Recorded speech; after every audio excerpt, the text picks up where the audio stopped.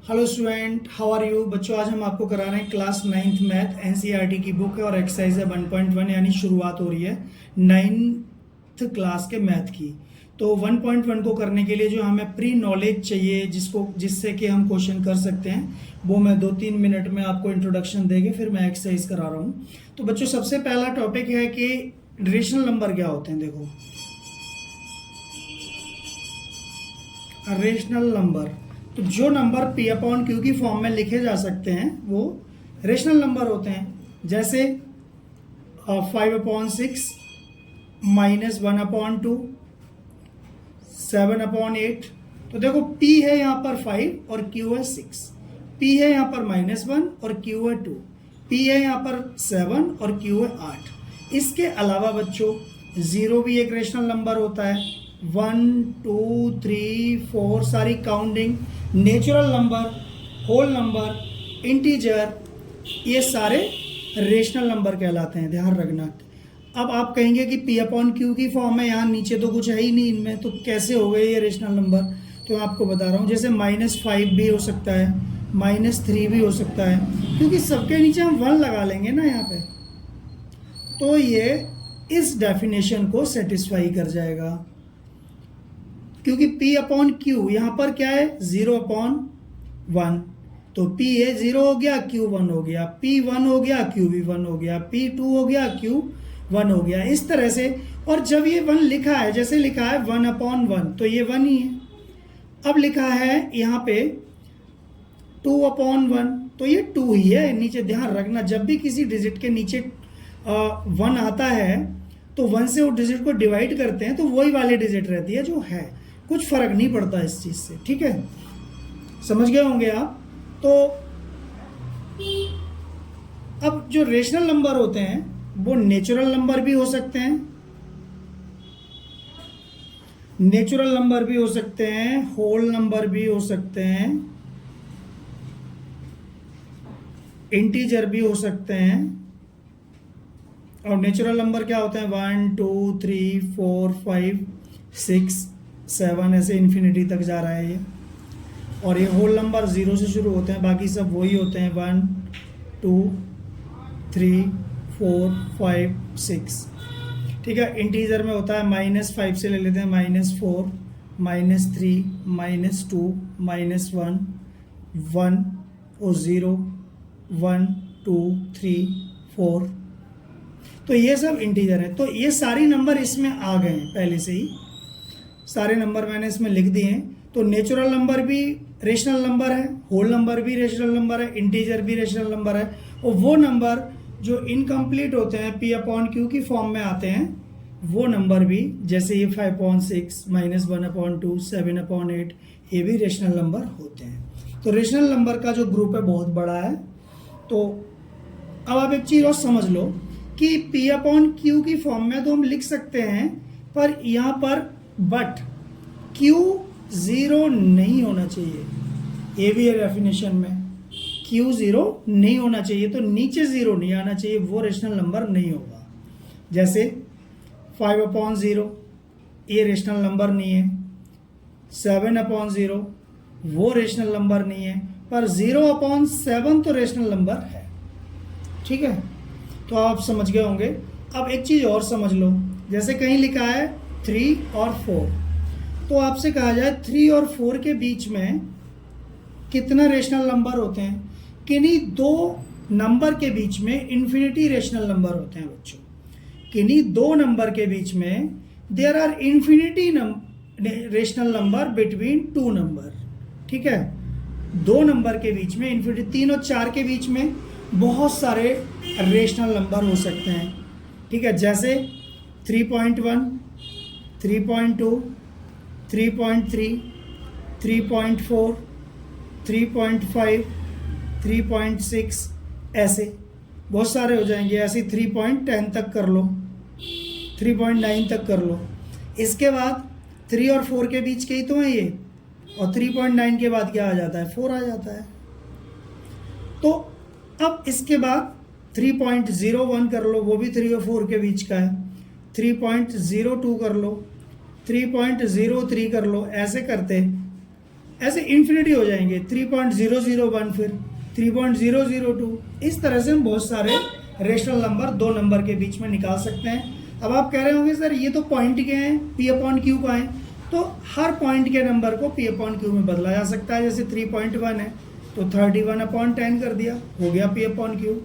3.2 है, इसको कैसे करोगे, 32/10, नीचे 10 लगा दिया, 0.1 प्लेस के बाद है तो 10, 0.2 प्लेस के बाद है तो 100, 0.3 प्लेस के बाद है तो 1000। तो इस तरह से ये है। अब हम आपको तरीका समझाते हैं कि हम दो नंबर के बीच में कैसे रेशनल नंबर फाइंड कर सकते हैं।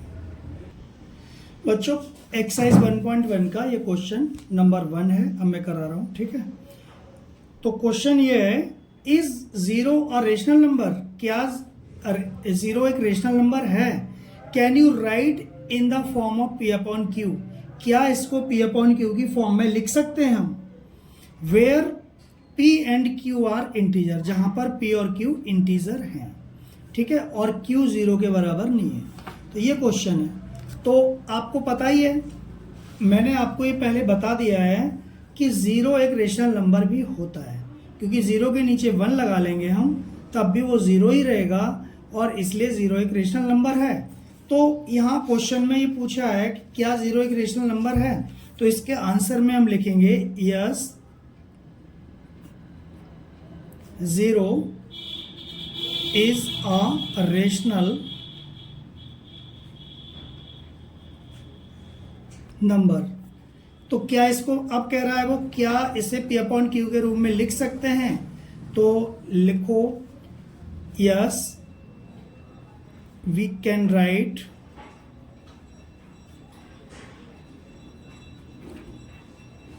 इन the form of P upon P upon Q, ठीक है, पी अपॉन क्यू के रूप में लिख सकते हैं। अब कैसे लिखेंगे, जैसे ये लिखा as 0/1 equal to P upon Q, तो जीरो को पी अपॉन क्यू की फॉर्म में एस 1 लगा के लिख सकते हैं कि यहाँ पर p इक्वल टू 0 और q इक्वल टू 1 है, ठीक है। तो ये हमारा आंसर हो गया, ठीक। इस तरह से इतना छोटा सा आंसर था इसका। अब हम करते हैं बच्चों क्वेश्चन नंबर 2। क्वेश्चन नंबर 2 बच्चों ये है, find 6 rational number between 3 and 4। तो तीनों 4 के बीच 6 रेशनल नंबर निकालने हैं, और तीनों 4 के बीच 6 नहीं, आप हजारों लाखों निकाल सकते हो, लेकिन आपको एक बेसिक तरीका बता रहा हूँ, ठीक है। नेक्स्ट पेज खोलते हैं। तो बच्चों तीनों 4 के बीच रेशनल नंबर निकालने के लिए मैंने इसको 3/1 लिख लिया और 4/1, नीचे 1 लगा दिया, कोई फर्क नहीं पड़ा। हमें कितना रेशनल नंबर चाहिए, 6, और 6 से एक ज़्यादा कितना होता है, 7। तो ऊपर नीचे 7 से मल्टीप्लाई कर दो, 3 × 7/1 × 7, ठीक है, और 4 × 7/1 × 7। तो 7 3 जा 21, 7 1 जा 7, और 7 4 जा 28, और 7 1 जा 7। तो 21 और 28 के बीच आप लिख सकते हो, इनको छोड़ दो, क्योंकि एक्चुअल में ये 3 और 4 ही है। कैसे, 7 को 21 से काटो तो 3, और 7 को 28 से काटो तो 4, 7 चौके 28। तो लिखने का तरीका है वो अपना, ऊपर नीचे मल्टीप्लाई करने पर कोई डिजिट में फर्क नहीं पड़ता है, पर देखने में डिजिट बदली हुई लगती है, एक्चुअल में वही है डिजिट, ठीक है। तो आप 21 से ज़्यादा 21 और 22 के बीच लिखना है, 21 और 28 के बीच 21 22/7, 23/7, 24/7, 25/7, 26/7, ठीक है, 1 2 3 4 5 4 5 और 27/7। तो ये 60 डिजिट आ गई। अब आप एक चीज़ देखो, इसके अलावा और भी बहुत सारे आंसर हो सकते हैं इसके, ये बस समझना कि यही आंसर है, क्योंकि जो पीछे आंसर दिया है ज़रूरी नहीं है आपका ये मैच ही हो जाए। बच्चों वजह इसकी ये है, मैं आपको बता रहा हूँ कि 3 और 4 के बीच बहुत सारे नंबर होते हैं, आप किस तरीके से निकाल रहे हैं और कौन से नंबर निकाल रहे हैं डिपेंड करता है इस पर। तो ये चक्कर मत पड़ जाना कि पीछे नहीं मिल रहा, मैच नहीं हो रहा, गलत है, ठीक है ना। तो ये सही है क्वेश्चन एकदम। अच्छा, दूसरी बात मैं आपको बता रहा हूँ, एक और तरीका, जैसे 3 और 4 के बीच आपको निकालना है, मैं यहाँ बता रहा हूँ। जैसे 3 और 4 के बीच क्या हो गया, 3.1, 3.2, 3.3, 3.4, 3.5, 3.6, ये पॉइंट है, ये कुछ नहीं है। तो देखो 3.1 तो 31/10 अभी पहले बताया था पीछे मैंने, और 32/10 यानी पॉइंट हटा के नीचे 10 लगा दिया, 33/10, 34/10, 35/10, 36/10। तो ये भी रेशनल नंबर है, ध्यान रखना, ठीक है। क्योंकि अगर इनको डिवाइड करोगे तो ये 3 और 4 के बीच की ही निकलेगी, ठीक है। जैसे सपोज कर लो, आप एक चीज़ बता रहा हूँ आपको, ये 22/10 है, तो ये डिवाइड करो ज़रा, 22/7, 7 या 21, 1 बचा, 2 में से 1 गया, 1 बचा, पॉइंट लगा के 0 बढ़ा लिया, तो 7 बन जा 7, 1 प्लेस तक निकाला 3.1, तो 3 और 4 के बीच की ही तो हुआ 3.1। अब ऐसे मान लो, निकाल लो, अब ये 27, अब 27/7 कर लो, तो 27 को 7 से 7 3 जा 21, और ये 6 बच गए, पॉइंट लगा के 0, 7 8 जा 56, 4 बच गए। आगे मत करो डिवाइड को, लेकिन ये 3.8 क्या है, तो ये है 3.1 और ये है 3.8, तो क्या मतलब निकला, है तो 3.1 और 3.8, 3 और 8 के ही बीच की ना, ये बात समझ गए ना आप। तो ये क्वेश्चन होगा, ठीक है। अगला करते हैं क्वेश्चन नंबर 3। बच्चों क्वेश्चन नंबर 3 कर रहे हैं, फाइंड 5 रेशनल नंबर बिटवीन 3/5 और 4/5। तो इसमें भी आपको 5 रेशनल नंबर चाहिए, तो 5 से एक ज़्यादा कितना होता है, 6 से ऊपर नीचे मल्टीप्लाई कर देंगे। अब ज़रूरी नहीं है कि तुम 6 से ही करो, 7 से भी कर सकते हो, 8 से भी कर सकते हो, 10 से भी कर सकते हो, 25 से भी कर सकते हो। जितना बड़ी डिजिट से आप ऊपर नीचे मल्टीप्लाई करोगे, उतना ही ज़्यादा रेशनल नंबर निकल के आएंगे, पर वो गलत नहीं होगा। हर बार डिजिट बदली हुई होगी, पर डिजिट उसी रेंज में होगी बच्चों, ध्यान रखना इस चीज़ का। तो फाइंड 5 रेशनल नंबर, तो 6 से कर दे रहे हैं क्योंकि 5 है, तो 3 × 6/5 × 6 एंड 4 × 6/5 × 6। 6 से क्यों किया है, क्योंकि 5 रेशनल नंबर है, एक ज़्यादा से करते हैं ज़्यादातर। तो 6 3 जा 18 और 5 6 जा 30 और 6 4 जा 24 और 5 6 जा 30। नीचे इक्वल आ गया। अब 18 और 24 के बीच की डिजिट क्या हो गई, 19 20 21 22 23 और 24, तो ये खुद ही इसलिए 24 नहीं लिखेंगे, तो इसके नीचे 30 लगाना होगा P अपॉन Q पे लाने के लिए, और 30 30 30, ये आंसर हो गया, तो खास बात नहीं है, ठीक है। अब आप एक चीज़ और बता रहा हूँ आपको, एक क्वेश्चन अपनी तरफ से है, एक्स्ट्रा है। जैसे हमें 2 नंबर के बीच रेशनल नंबर निकालना है, 3/4 और 5/6। अब नीचे अलग अलग डिजिट है, तो क्या करोगे, समझ में आई बात। नीचे अलग अलग डिजिट है, तो पहले हम इक्वल करेंगे 4 और 6 को।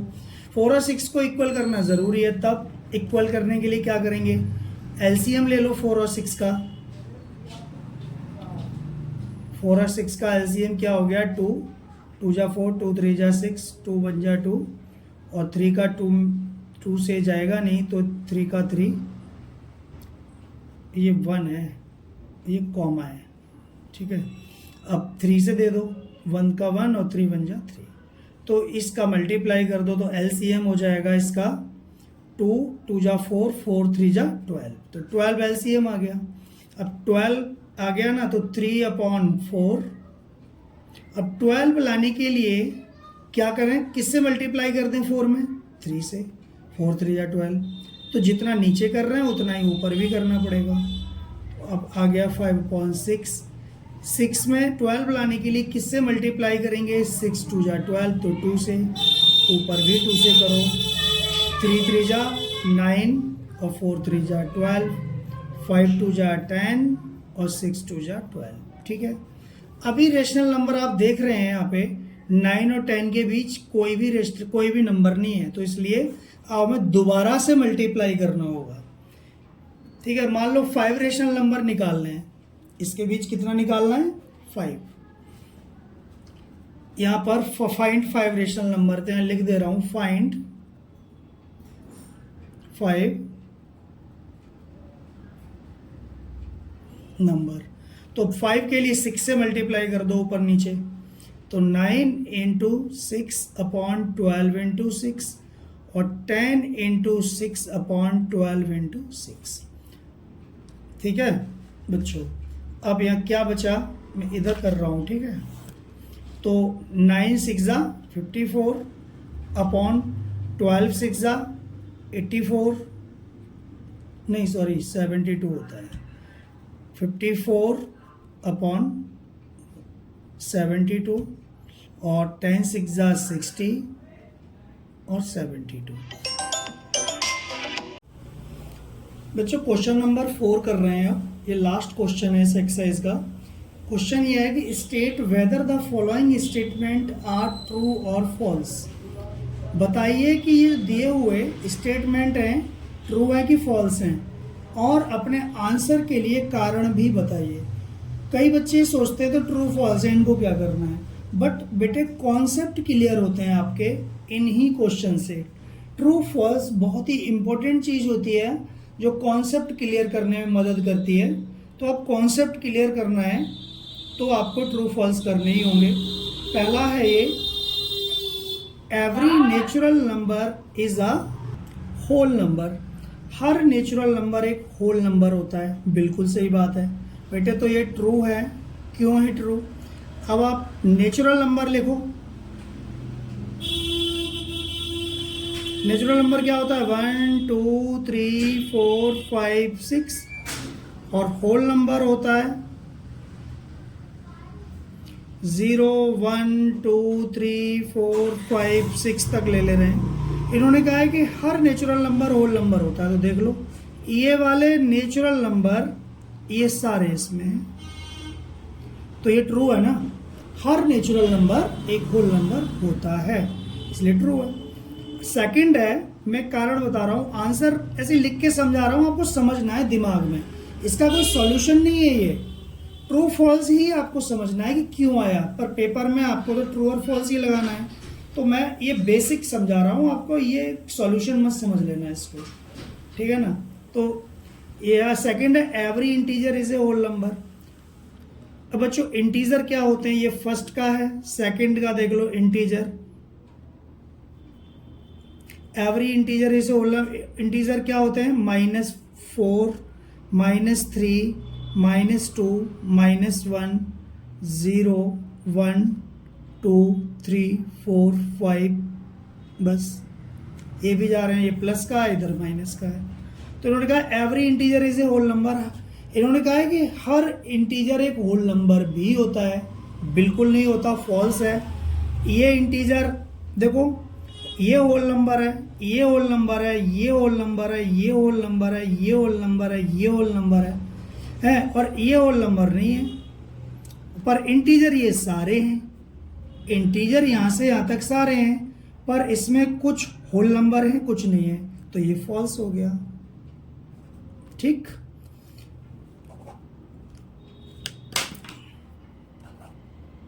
तीसरा है, every rational number is a whole number. देखो रेशनल नंबर होल नंबर हो भी सकता है, नहीं भी हो सकता। तो थर्ड का है, रेशनल नंबर एक बार फिर देख लेते हैं। रेशनल नंबर में 0 भी है, 1 भी है, 2 भी है, 3 भी है, 1/5 भी है, 1/6 भी है, -7/8 भी है। तो नेचुरल नंबर भी होते हैं रेशनल नंबर में, होल नंबर भी होते हैं, मिक्स्ड फ्रैक्शन भी हो सकते हैं, फ्रैक्शन भी हो सकता है, कुछ भी हो सकता है। तो हर रेशनल नंबर एक होल नंबर नहीं होता। जैसे कि ये होल नंबर है, ये होल नंबर है, ये होल नंबर है, ये होल नंबर है, बट ये होल नंबर नहीं है, तो ये भी फॉल्स हो गया। आपकी समझ में आ गया होगा ठीक है, अब अगली बार करेंगे जल्दी ही एक्सरसाइज नेक्स्ट जो भी होगा। तब तक के लिए बहुत बहुत धन्यवाद आपका।